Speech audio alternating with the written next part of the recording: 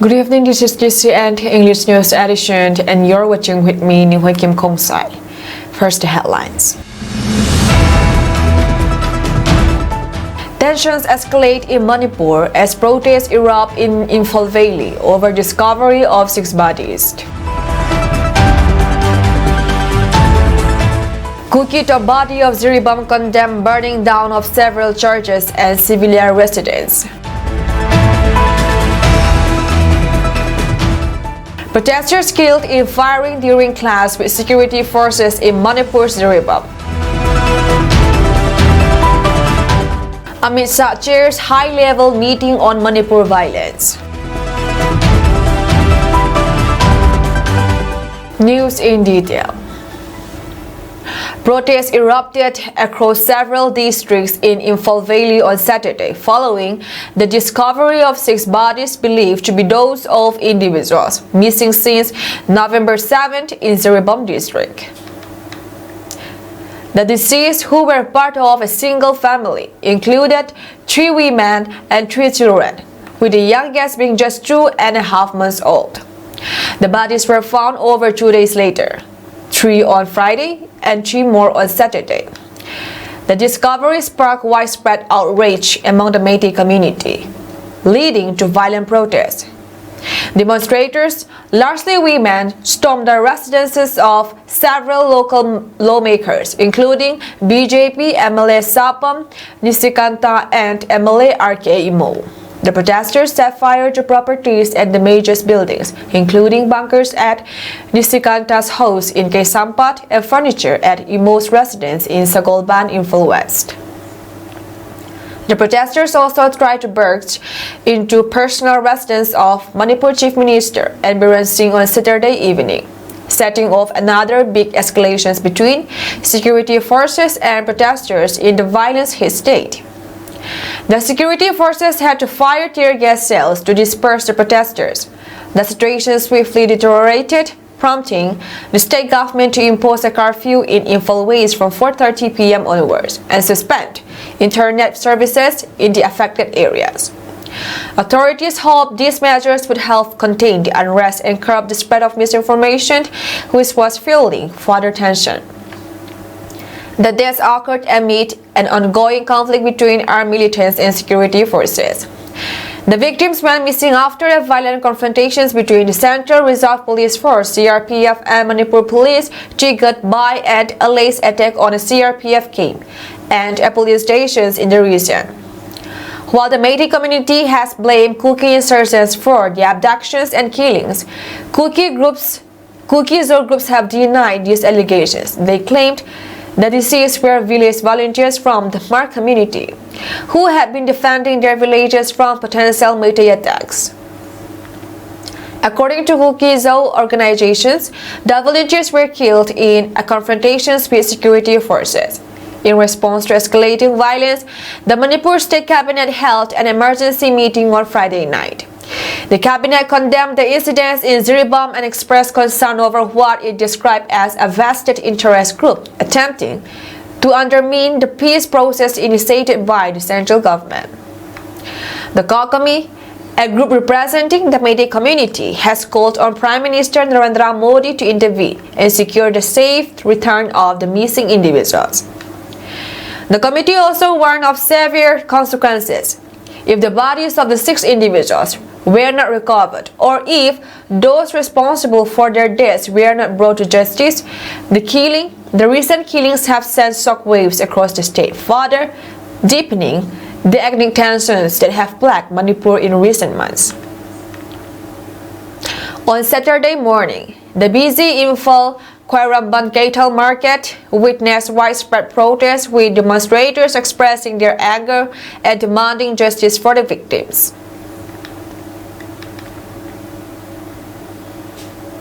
The Kuki MP Ziribam, Tamenglong, and None KIJT and VMLE condemned the burning of at least 5 churches and 8 houses belonging to Kukizo community at Kalinagar Marvek, Ziribam on the night of 16 November 2024, in spite of the heavy presence of state police and central security forces in the locality. The Supreme Court of India had also issued orders for protections of abandoned religious places and buildings from damage and destructions, but having almost no effect since abandoned buildings and houses of Kuki Zoo are unabatedly continue to be destroyed.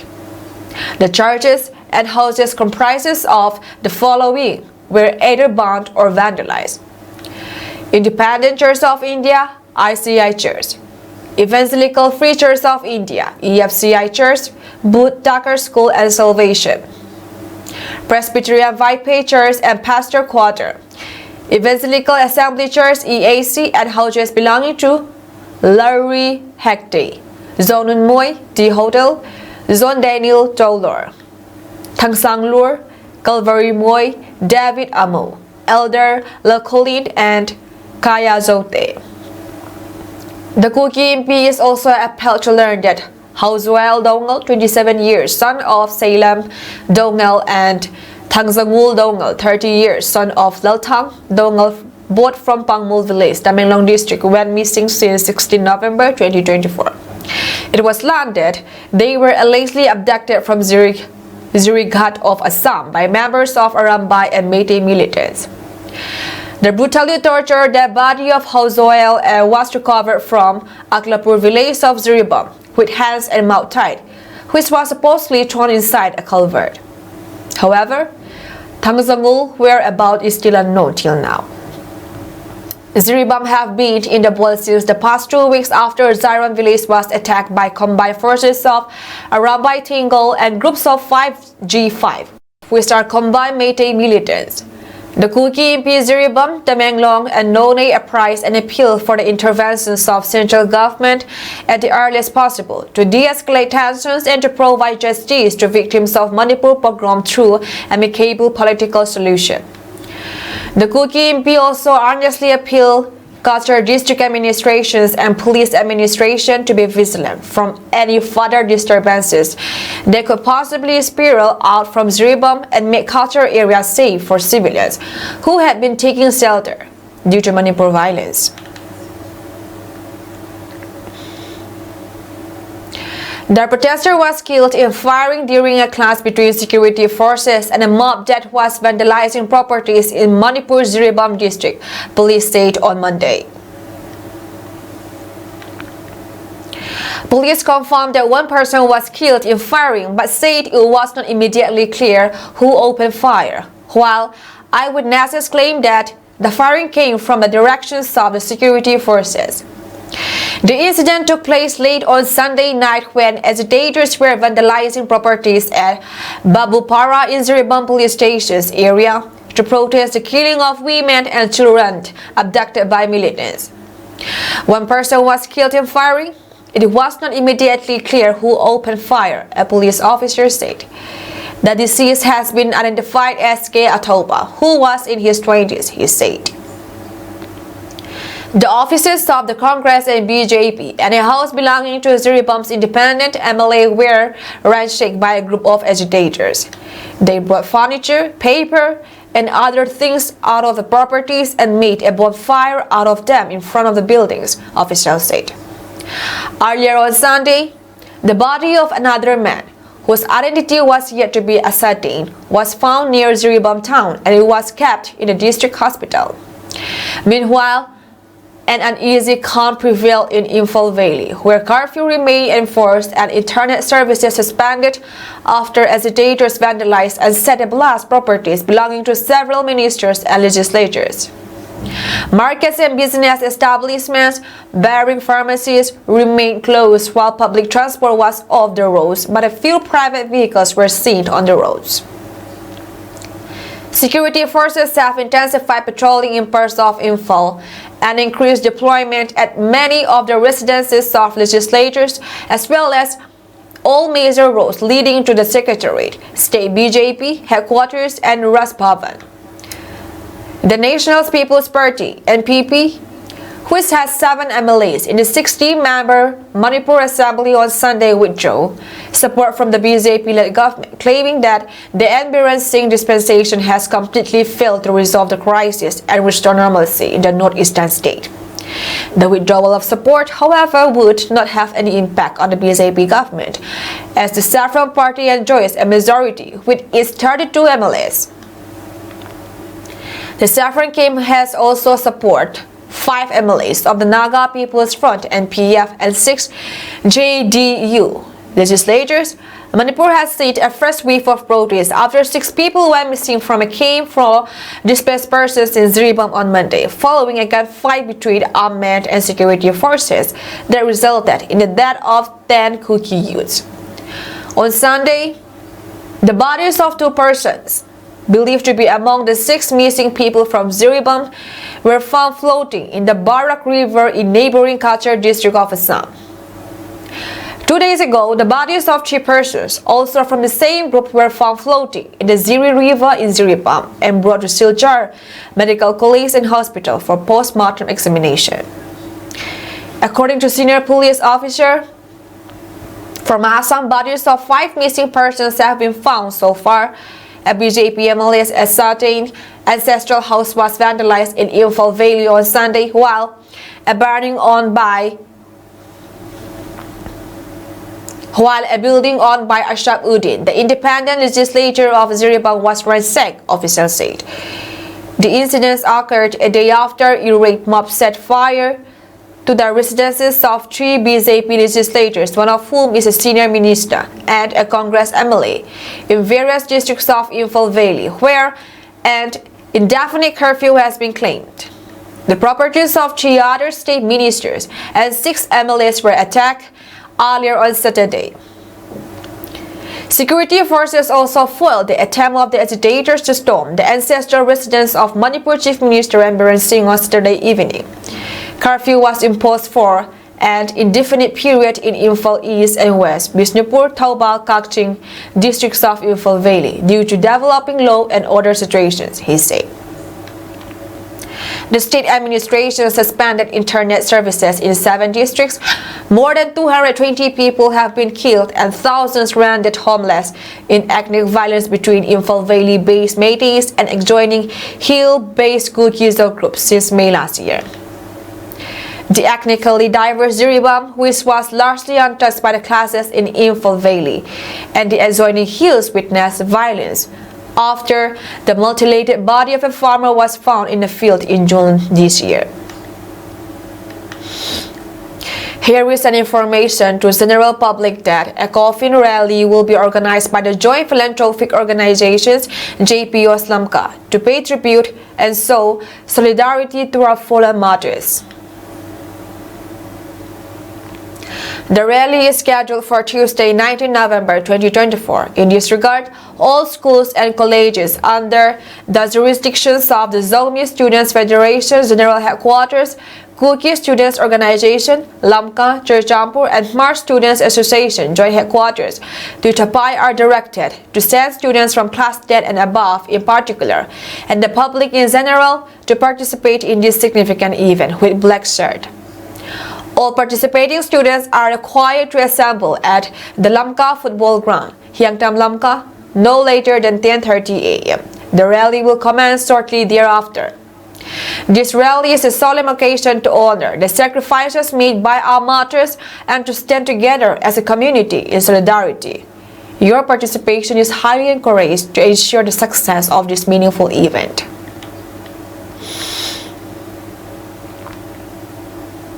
A violent outbreak in Imphal led to the arrest of 23 individuals involved in ransacking and setting fire to properties of public representatives, including ministers and MLAs. The unrest prompted authorities to impose a total curfew and suspend internet and mobile data services for 2 days. Security forces, including the Army and Assam Rifles, were deployed to restore order, while flag marches were conducted to enforce the curfew and ensure public safety. The violence which erupted on Friday saw mobs target political figures' homes in Imphal East, Imphal West, and Bishnupur districts. Police forces used tear gas to disperse the crowds, resulting in the injury of 8 individuals during the operation. Alongside the arrest, authorities recovered 32 pistols, 7 rounds of ammunition, and 8 mobile phones from the arrested suspects. The curfew, which went into effect immediately after the violence, is set to remain in place until further notice. Senior officers are closely monitoring the situations around the clock, and 107 checkpoints have been established throughout the state. In addition to the curfew, security forces have conducted extensive search operations and area dominations in both hill and valley districts to maintain order.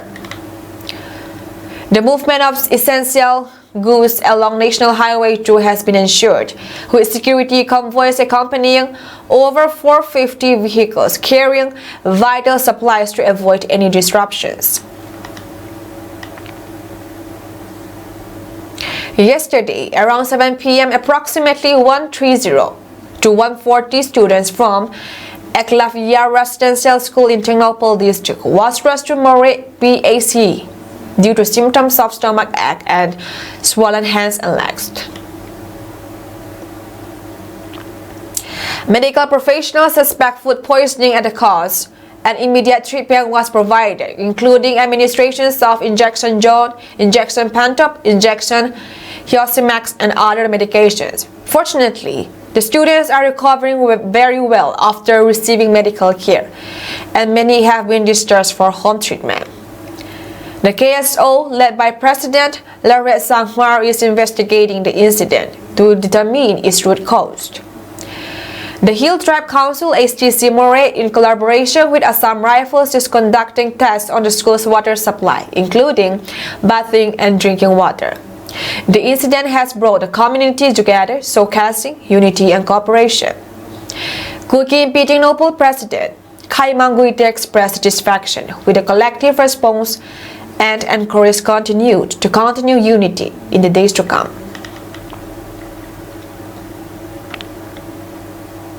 The National Investigations Agency (NIA) has officially taken charge of 3 cases related to the violence that resulted in casualties and public disorder in Manipur.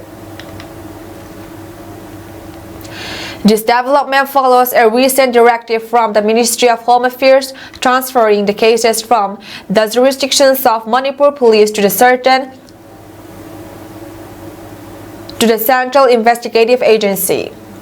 The 3 Manipur violent cases taken over by the National Investigations Agency from State Police are: first case was registered at Ziribam Police Stations on November 8, 2024 regarding murder of a woman at Ziribam area by fully armed militants. The second case was registered at Borobekra Police Stations on November 11, 2024, linked to the attack on Central Reserve Police Force post at A Company 20 Battalion located at Zakuradar Karong and Borobekra Police Station, Ziribam, by armed militants.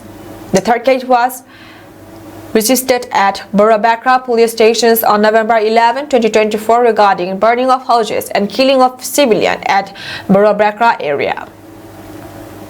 Union Home Minister Amit Shah conducted a review of Manipur security status during a meeting with senior officials in Delhi today, following reports of fresh violence in the state. He is expected to hold another detailed discussions with officials tomorrow at 12 p.m. The security review comes in the wake of a curfew imposed in Imphal West and East, coupled with an internet shutdown across 7 districts. These measures were taken after violent protests erupted in the valley districts over the killing of 6 people whose bodies were discovered in Ziribam. The victims allegedly abducted by Kuki militants included 3 women and 3 children who had been residing in a relief camp. The unrest escalated when mobs targeted and damaged the homes of several MLAs. Reports indicate that 6 victims went missing after a clash between militants and security forces in Ziribam on Monday. Meitei organizations have accused the militants of kidnapping the victims during the strict meals.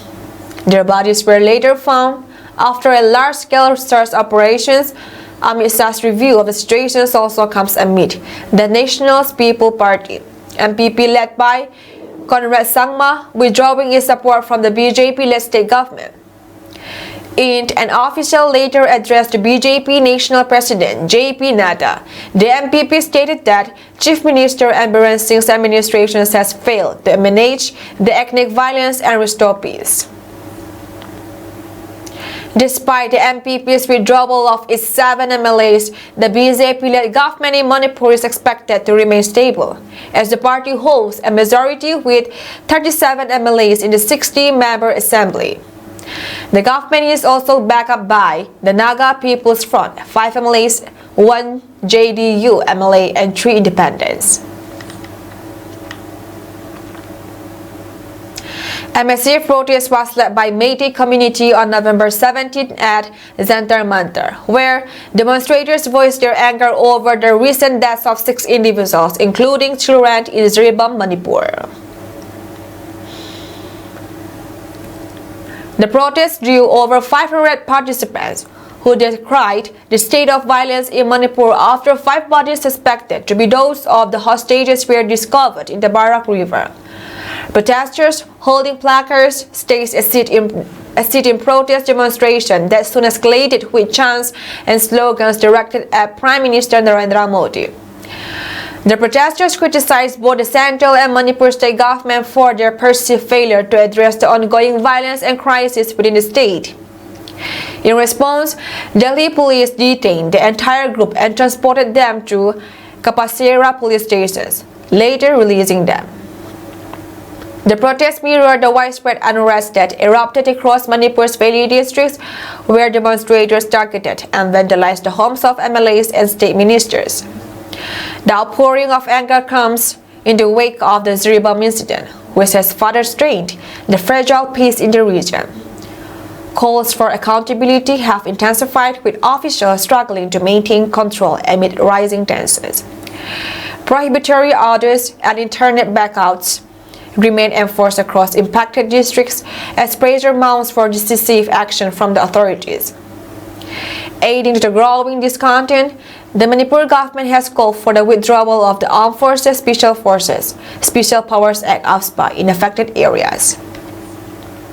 The contentious law, which grants sweeping powers to the armed forces, was reinstated on November 14 in multiple jurisdictions, including sections in Imphal West, Imphal East, Bishnupur, Kangpokpi, and Ziribam district.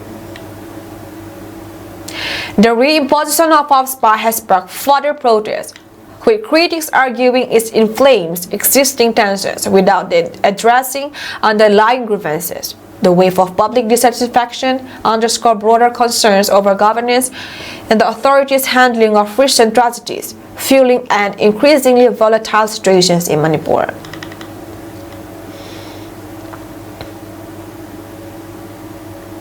In response to escalating security challenges in Manipur, the Central has ordered the deployment of an additional 50 Central Armed Police Force (CRPF) companies comprising over 5,000 personnel to northeastern state this week.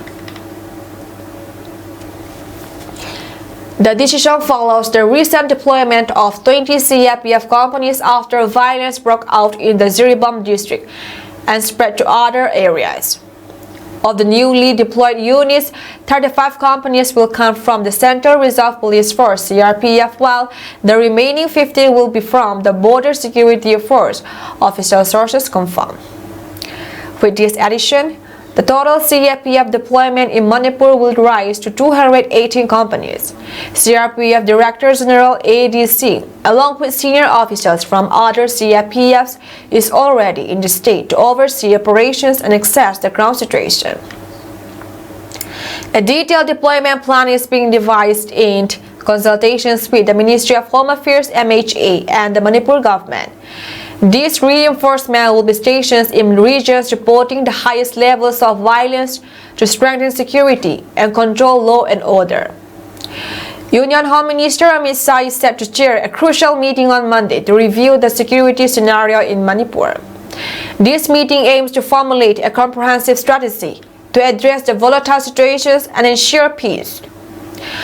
Manipur has been on edge since May 2023 due to ethnic strife between the Imphal Valley-based Metis community and the hill-dwelling Kuki-Zo groups. The recent discovery of the bodies of women and children has further fueled protests and violence. In light of this development, the center reimposed the Armed Forces Special Powers Act (AFSPA) in 6 police stations areas, including Ziribam, which has witnessed intense violence.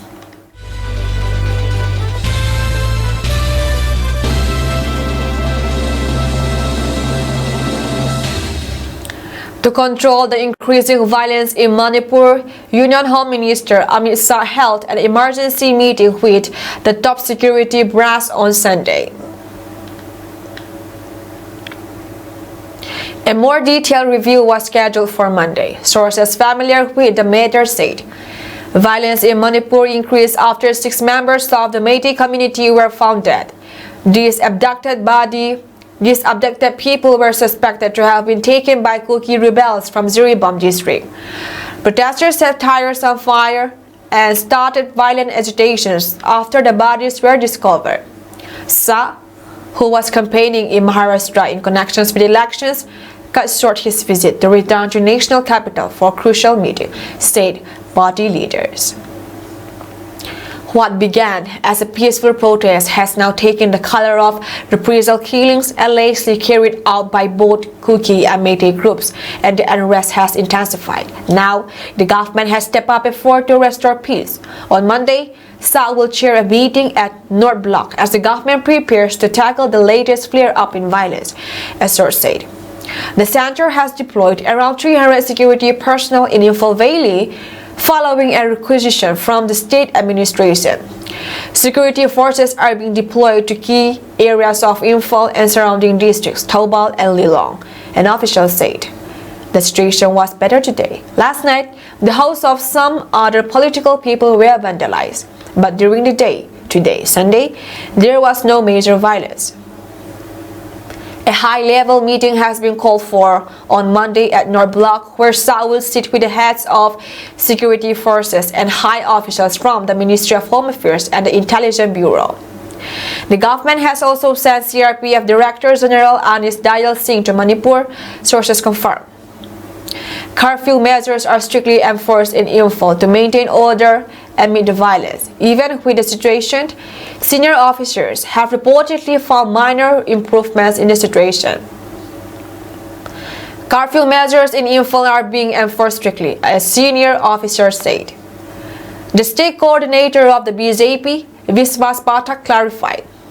The tour of the Union Home Minister was cancelled because of the official meetings of his ministry that came up at the last minute.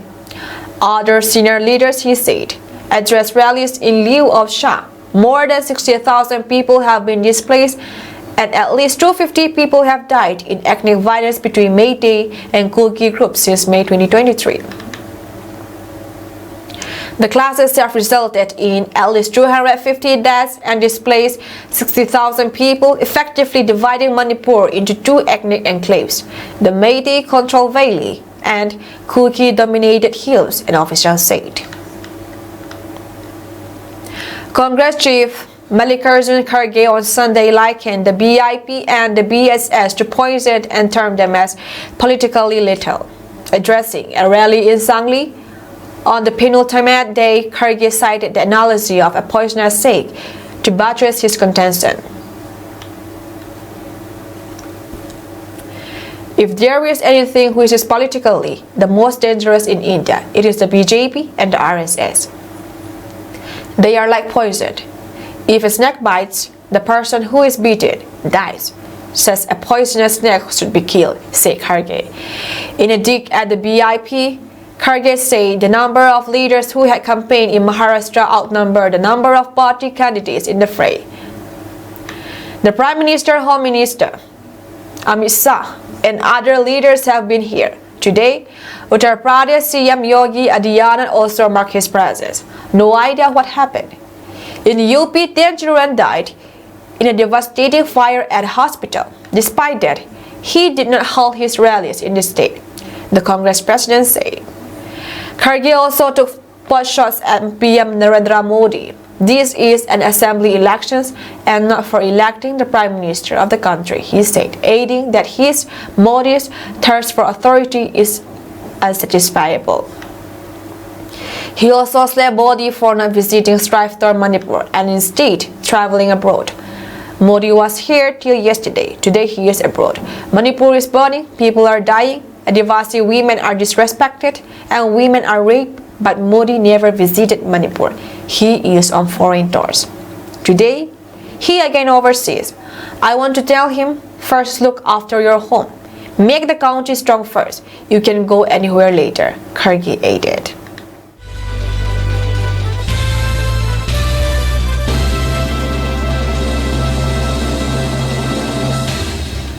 A Russian strike on a 9-story building in the city of Sumy in northern Ukraine killed 8 people and wounded dozens, an official said Sunday, as Russia launched a massive drone and missile attack described by officials as the largest in recent months. Among the 8 killed in Sumy, 40 kilometers 24 miles from the border with Russia were 2 children, said Ukraine's Minister of Internal Affairs, Ihor Klimenko. More than 400 people were evacuated from the building. The rescuers were checking every apartment looking for people who might be still in the damaged building. Every life destroyed by Russia is a big tragedy, said Klimenko. The drone and missile attack, which targeted Ukraine's energy infrastructure, came as fears are mounting about Moscow's intention to devastate Ukraine's power generation capacity ahead of the winter. Also Sunday, President Joe Biden authorized for the first time the use of U.S.-supplied long-range missiles by Ukraine to strike inside Russia after extensive lobbying by Ukrainian officials. The weapons are likely to be used in response to North Korea's decision to send thousands of troops to support Russia in the Kursk region where Ukraine mounted a military incursion over the summer. It is the second time the U.S. has permitted the use of Western weapons inside Russian territory within limits after permitting the use of HIMARS system, a shorter-range weapons, to stem Russia's advance in Kharkiv region in May. The first reactions from Ukraine to the long-awaited decision from the U.S. was notably restrained. Today, much is being said in the media about us receiving permission for the relevant actions. But strikes are not made with words. Such things are not announced. The measures will speak for themselves, said Ukraine's president. Earlier, Zelensky said that Russia had launched a total of 120 missiles and 90 drones in a large-scale attack across Ukraine. Various types of drones were deployed, he said, including Iranian-made Shaheds as well as cruise, ballistic, and aircraft-launched ballistic missiles. Ukrainian defenses shot down 144 out of a total of 210 air targets, Ukraine's Air Force reported later on Sunday. The enemy's target was our energy infrastructure throughout Ukraine. Unfortunately, there was damage to objects from hits and falling debris. In Mykolaiv, as a result of drone attack, 2 people were killed and 6 others were injured, including 2 children, Zelensky said. 2 more people were killed in Odisha region, where the attack damaged energy infrastructure and disrupted power and water supplies, said local Gov Olekipar. Both victims were employees of Ukraine's state-owned power grid operator, the company said hours later. The combined drone and missile attack was the most powerful in 3 months, according to the head of Kyiv's city military administration, Serhiy Popko.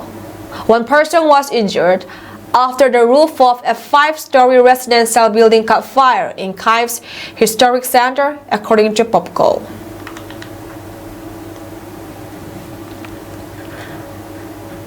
Saudi Arabia has executed more than 100 foreigners this year, according to AFP tally, indicating a sharp increase, which one rights group said was unprecedented. The latest execution on Saturday in the southwestern region of Najran was of a Yemeni national convicted of smuggling drugs into Gulf Kingdom, the official Saudi press agency reported. That brought to 101 the numbers of foreigners executed so far in 2024, according to tally which is compiled from the state media reports. This is almost triple the figures of 2023 and 2022, when Saudi authorities had put to death 34 foreigners each year, according to AFP tallies. The Berlin-based European Saudi Organization for Human Rights (ESOHR) said this year's executions had already broken a record. This is the largest number of executions of foreigners in 1 year. Saudi Arabia has never executed 100 foreigners in a year, said Taha Al-Haji, the group's legal director. Saudi Arabia has faced persistent criticism over its use of the death penalty, which human rights groups have condemned as excessive and out of step with the force to soften its forbidding image and welcome international tourists and investors. The oil-rich kingdom executed the third highest number of prisoners in the world after China and Iran in 2023, according to Amnesty International. In September, AFP reported that Saudi Arabia has carried out its highest number of executions in more than 3 decades, surpassing its previous highs of 196 in 2022 and 192 in 1995. Executions have continued at a rapid clip since then and total 274 for the year as of Sunday, according to AFP's tally. Foreigners executed this year have included 21 from Pakistan, 20 from Yemen, 14 from Syria, 10 from Nigeria, 9 from Egypt, 8 from Jordan, and 7 from Ethiopia. There were also 3 each from Sudan, India, and Afghanistan, and 1 each from Sri Lanka, Eritrea, and the Philippines. Saudi Arabia in 2023 ended a 3-year moratorium on the executions of drug offenders, and executions for drug-related crimes have boosted this year's numbers. There have been 92 such executions so far this year, 69 of them foreigners, according to AFP tally. Diplomats and activists say that foreign defendants usually face a higher barrier to fair trials, including the right to access court documents. Foreigners are the most vulnerable group, say Haji of ESOHR. Not only are they often victims of major drug dealers, but also subjected to a series of violations from the moment of their arrest until their execution, he said. Saudi Arabia is notorious for beheading those convicted of capital crimes, although official statements tend not to mention the method of execution. That's all from us tonight, and we thank you for joining our program.